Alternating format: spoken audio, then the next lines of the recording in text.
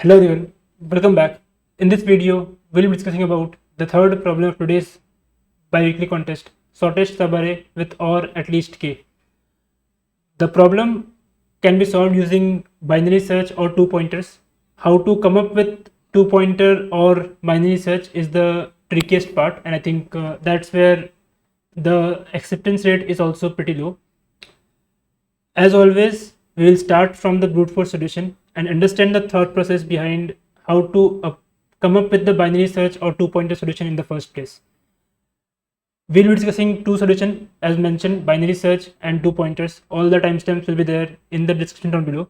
If you are here for one of the solution, feel free to move back and forth in the video to the section of your choice. Having said that, I would encourage you to watch the entire video and so that you can understand the step-by-step thought process of how to tackle these kind of problems in future. So let's get started. The problem states that we are given the nums of non-negative integers and an integer k. An array is called special if the bitwise OR of all its element is at least k. We have to return the shortest special non-empty subarray of nums or -1 if no special subarray exists, right? So let's take an example. Let's say nums is 1 to 3 and k is 2. So we need to figure out the shortest subarray or shortest special subarray. And what is special subarray? Special subarray is the one with bitwise OR at least k. So here k is 2, so we need to figure out the subarray such that the bitwise OR of that subarray is at least k. So in this case you can see there are like two subarray of length 1. So one is this 2 itself, which has a bitwise OR of 2, which is greater than equals to k, and this also has a bitwise OR of 3, which is greater than equals to k. So we have at least one subarray of length 1 which is special, and you can't find a subarray of length less than 1, and hence the answer here is 1, right? So let's take one more example. Let's say the array is 2, 1, 8 and k is 10. So we need to figure out the shortest subarray such that the bitwise OR is at least 10. So in this case you can try out any other possible combination. Only way you can get a bitwise OR of greater than 10 is by ORing all the element in the subarray, and if you OR all the elements, you are taking 3 elements into account, and 3 is the shortest length of a special subarray, and hence the answer here is 3, right? So hope the problem statement is clear. Now what is the brute force solution of this problem? The brute force solution can be thought of in various different ways. One way would be you are asked to find out the shortest special subarray. So one way to approach this would be, let's try to fix L. For every L, we will find out the nearest R that can form a special subarray. So for this L, let's say this is the nearest R, just an example. So you will say for this L, we have a special subarray of length 4. Similarly, let's say for this L, you have a R of this, for example. You will again say a special subarray of size 4 is something you have got. For this L, let's say R is still the same. So you will say for this L, I got a special subarray of size 3, and you will update your smallest special subarray length. So similarly, you can try this thing for all possible L. Figure out the shortest special subarray starting at this particular index. Take the minimum across all of them, and that will be your answer, right? So that's the very first way to approach this. Second way could be, okay, what is the we have to find out the shortest special non-empty subarray. So you can say I will first try to find out a special subarray of size 1. So I will say I will try out every possible subarray of size 1. So there are like 6 possible subarray of size 1 in this example.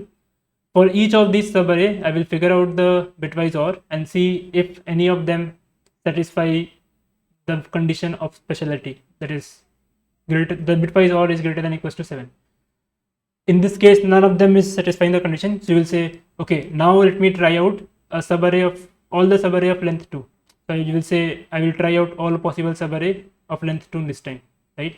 Similarly, if none of them satisfies, you will try out all possible subarray of length 3, and so on and so forth. So the first length in which you will get the required, or you can satisfy the required condition, that will be your shortest possible length, right? So these are the like broader two approach of how you can think of it in first place. Both the solution will lead to the exact same thing at the end. So let's start with one of them, which is for each L you are trying to find out the shortest possible R, right? We'll solve this problem in this fashion first, and then we'll look at how we can solve it in other way. That is, you try out with the length of 1, then length of 2, the length of 3, and so on and so forth, right? So first of all, we are trying to find out for each L what is the shortest possible R, and you will see you will do this for every possible L, and the one with the minimum length will be your answer, right? So your task is for each L I need to figure out the shortest possible R. So what is the brute force way to do that? You can say for this L, let me try out the value of R as the L itself. So what is the bitwise OR? Bitwise OR is 5. So 5 is less than 7. So we'll move forward. Let's move the R forward. Notice that whenever you are moving the R forward, the probability of bitwise OR getting increased is increasing because you are including new element, and with the inclusion of new element, bitwise OR will also increase, and that's why you are simply moving rightward. But if the bitwise OR is not increasing, or if the function is something which will not increase, then you have to do something else, right? So we'll not go there first. Currently we know that whenever we include one more element, the bitwise OR will either remain same or it will increase, right? So for this L, you will now try this R, 5 or 4, which is 9. 9 is definitely greater than 5 or 4 is 5 only, sorry for that. So 5 is definitely less than 7, so you will try out next R. Now 5 or 3, so this time it will be 7. So 7 is greater than equals to 7. So for this L, this is the shortest possible R. So you will say for index L equals to 0, I found a subarray of size 3, which is a special subarray. So now the same thing I will do for index this and all of the others and get the answer, right? So what will be the pseudo code? The pseudo code would simply look like this. For each index, you will simply try out every possible R, or the shortest, you will try to find out the shortest possible R. So you will start with R equals to L, and for this you got a bitwise OR of the value itself. Now you will keep on incrementing R until you satisfy this condition or greater than equals to k, and until this condition is satisfied, you will simply increment the R and include new elements. At the end, if after taking, let's say, some elements or becomes greater than equals to k, then you found a valid R, and you'll simply say this is my length of the shortest subarray if I start at this particular L, and you will keep on doing this for all possible L, and you will get the answer. So what is the time complexity of this entire approach? Time complexity is simply order n square, because for each L you are trying to iterate over every R. So you have two nested loop pairs, and that's how complexity is order n square. Obviously this will not pass because the value of n is 10 power 2 into 10 power 5. So we need to optimize this. So which one of these two loops you can optimize? You are trying out something for every possible L. So that's the core of your idea. Like you will try out the shortest, you will try to figure out the shortest R for every possible L. So if you can remove something in this complexity, is that will be the inner loop itself. So you will try to figure out the shortest possible subarray for a particular L without iterating over all the R's. And how to do that? The obvious thing that should come to your mind is binary search. We are doing a linear search for R, let's try out binary search, and if that works, this entire thing this order n operation can be brought down to order log n, and the complexity would simply be order n log n, right? So let's see if binary search is applicable or not. So what is the criteria for binary search to be applicable? Again, we have discussed binary search in detail in one other video. I will try to link that video in the description below if you are new to that. But in general, if you have a search space of an elements, you will divide the search space into half. Now at this point, if you are able to deterministically say that I can either skip the complete left half or I can either skip the complete right half, then you can apply binary search, right? So in this particular example, let's say you are starting from this L, right? This is your L. So you are trying to search for your R. So you got this particular value, let's say M. So currently your R is this M. So you figure out the bitwise OR of L to M, right? And let's say this is, there are two possible scenarios. Either it is greater than equals to K or it is less than K, right? So let's talk about this scenario first, greater than equals to K. So what we are saying, the bitwise OR of everything starting from L up till the midpoint that we are considering is greater than equals to K. So in that case, if bitwise OR in this part is itself greater than equals to K, you know that if you increment your value of R, so this is your current R, right? So if you increment your value of R to anything afterwards, it will remain greater than equals to K. But what you are interested in is the lowest possible value of R. So instead of searching anything in the right, you know, I found one possible solution, right? But I want the minimum one. So I will now search in this search space, right? So if it is greater than equals to K, you can completely skip the right half and only search in the left half, right? Now other criteria, what if it is less than K? So we are saying the bitwise OR is less than K in this range. So in this case, if bitwise OR of this L up till this R is less than K, then we are certain that bitwise OR of L up till any of these R will also be less than K, right? So there is no point searching in any of these spaces. I will only, if I only try for searching R in indexes afterwards, I will get my answer. Otherwise I will not get my answer. So in that case, you can completely skip the left half and only search in the right half, right? So no matter what is the value, you are able to deterministically say whether to search in the left half or the right half, and hence binary search is applicable.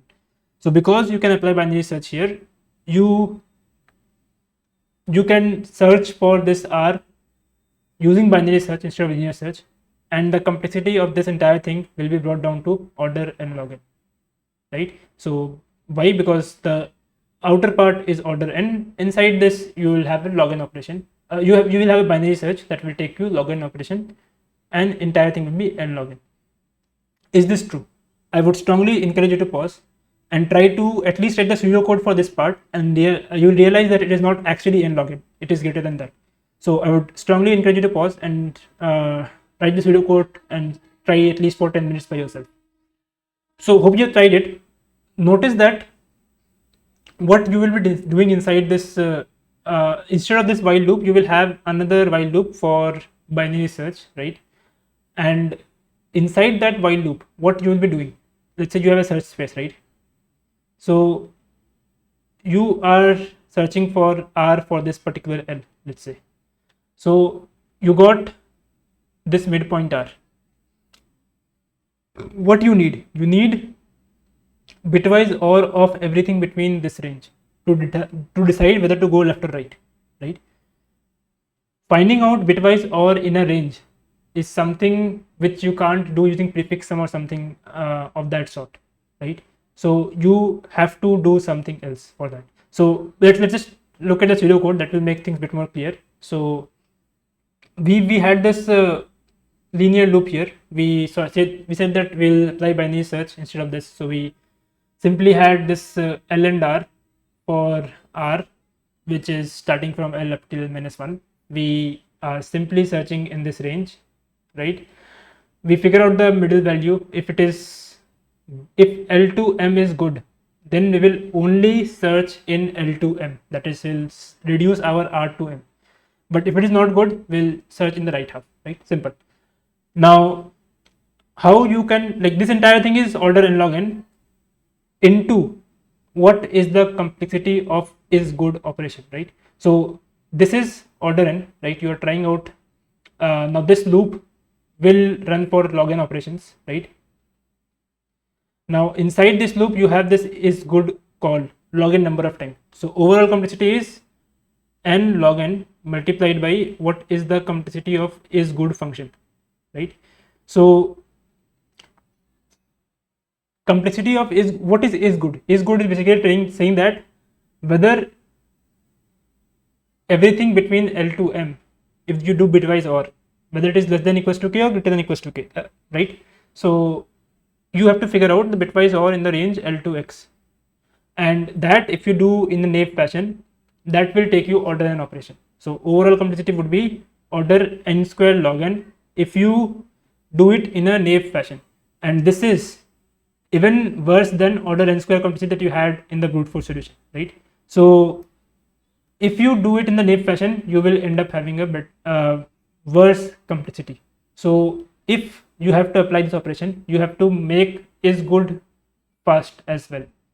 So you are figuring out bitwise OR in a range. So that's a range. You can, if you can use a range query data structure, you can do this efficiently using login in login time as well.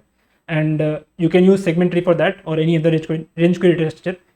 Segment tree is the simplest one. If you are not, if you haven't heard about it, don't worry. You can just copy paste this query segment tree code and treat it as a black box for now. And there is a complete series of segment tree in this channel. I would encourage you to watch that, and I'm very sure you'll be able to understand segment tree in much better detail after watching that series.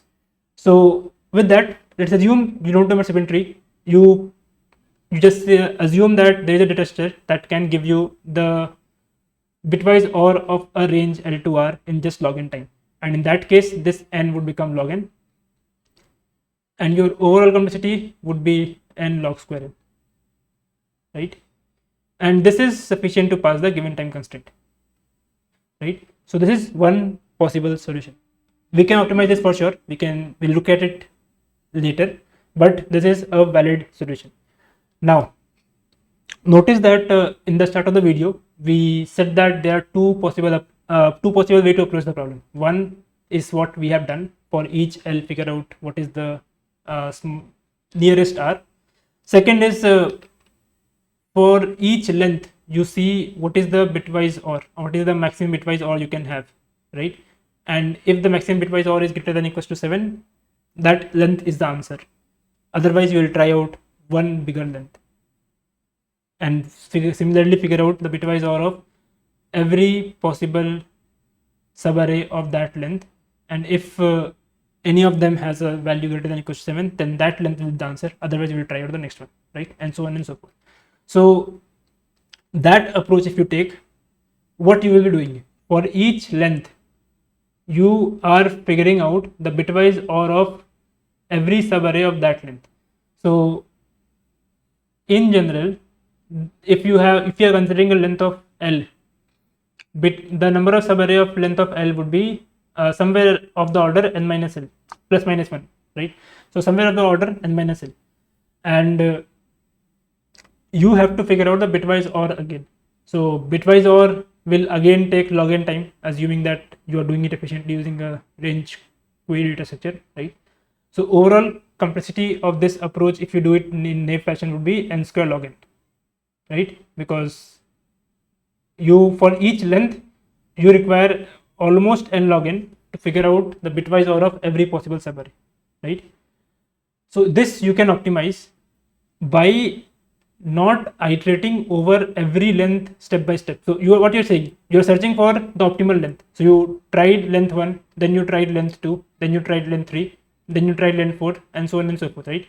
So instead of doing a linear search here, you can again do binary search, right? And this n, which was coming from the fact that you are trying out every possible length, will now become log n, and the complexity of entire thing would again be n log square n instead of n square log n, right? So just we have the pseudo code for the previous approach here, so I'm not showing you the code for this. Let's look at the code for the other one that we just discussed, right? For this one, and I assume you can code the other thing by yourself. So for now, assume that segment tree is a black box, and there is a function in this black box query which will give you the bitwise OR in the range x to y, right? So you can simply call dot query function with the range L to R and it will give you the bitwise OR. So for now, let's assume this.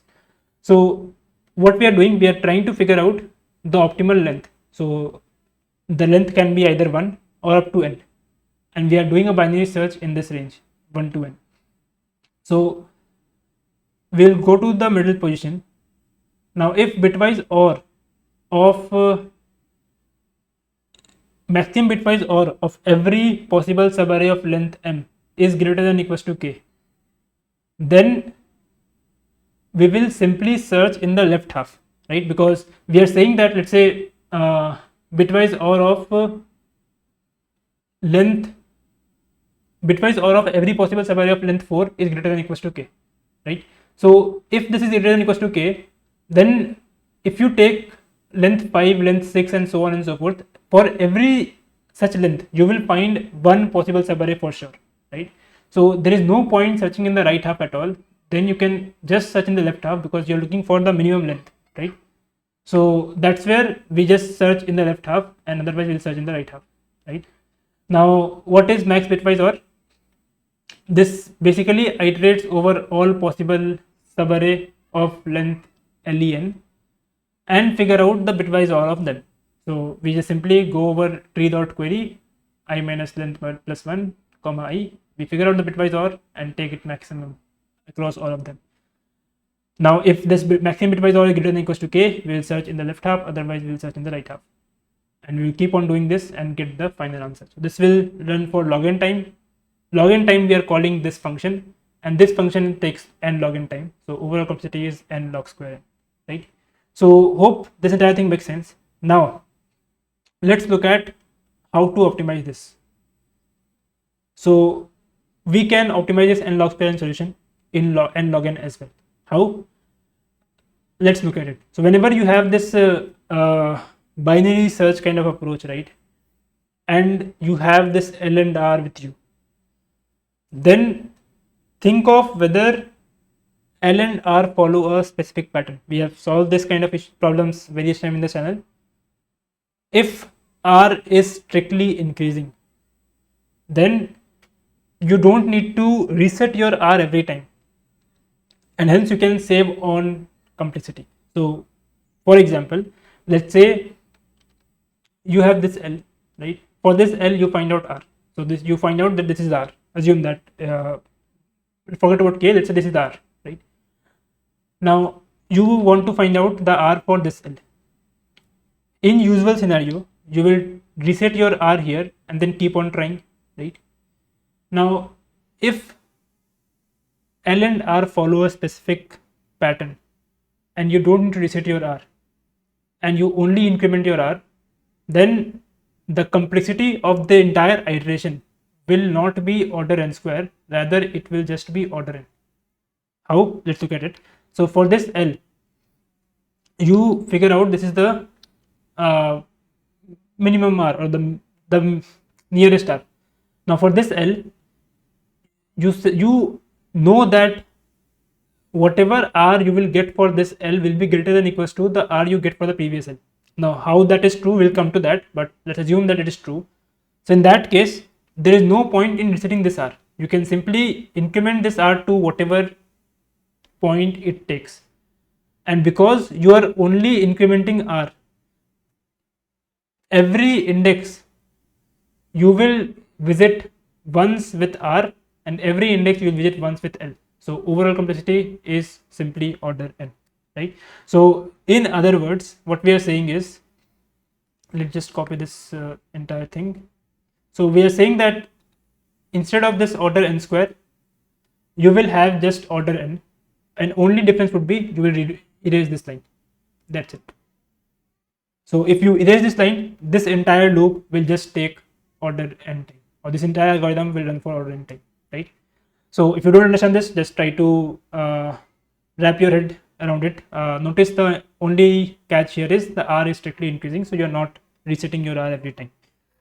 So this property that R will only be incrementing is true here. How? Because let's say for this L, you got this r. That means the nearest r that has the bitwise or greater than equals to k is this, right? Now if you increment your L, you are removing one element from your set, so your bitwise or will either decrease or will remain the same, right? That's what will happen. So you got this as the nearest r for the previous one, and you're saying that the bitwise or in the best case will remain same if you increment L. So if that's the case, then even for this L, the minimum you can get is this r. You can't get this r for this L. Why? Because if you get this r for this L, it means the bitwise or of this entire thing is greater than equals to k, right? And if this entire thing is greater than equals to k, then this entire thing is also greater than equals to k, right? Because it includes this two element as well. And if this was true, then the minimum r would not be this one, instead this one, right? And because you are saying that minimum r is this one for the previous one, the statement doesn't hold true, which means that this r is not possible for the next L as well, right? Just rewind that past 15-20 seconds and you will understand this. So now what we are saying is, for this L, minimum r you can get is this one. So you can increment your r for sure, like if the bitwise or decreases, but minimum will be this one. So because of this, this condition holds true that r is strictly increasing, and you can remove this, you can avoid resetting your r, that is you can avoid resetting your r to L, and you can have this exact same algorithm that will run order n, that will take order n time. Now there is a catch. Again, encourage you to pause and try to figure out the catch by yourself. So the catch is, if you increment your L, you need to remove the contribution of previous element, right? And removing the contribution of previous element is not easy in bitwise OR, right? Because if you have figured out the sum, then you can simply subtract the sum, but that's not possible with bitwise OR. So when you reset your when you increment your L, you need a bitwise OR of this range again, right? And for that you can again use segment tree. So whenever you are incrementing, you will simply figure out, or this OR will also be reset. So you will not have this OR as well reset here. And whenever you are incrementing L here, you will reset your value of OR as well by querying the segment tree in the current range L to R, right? And if you do this, the complexity, basically you are querying segment tree for every increment, and you are doing increment for n time. So complexity would be n plus n log n, which overall is of the order n log n.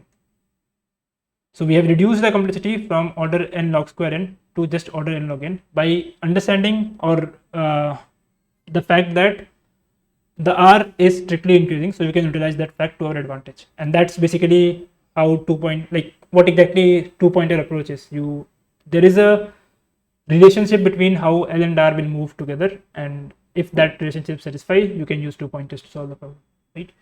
So hope you understand this. If you have any doubts, feel free to post them in the comment section below.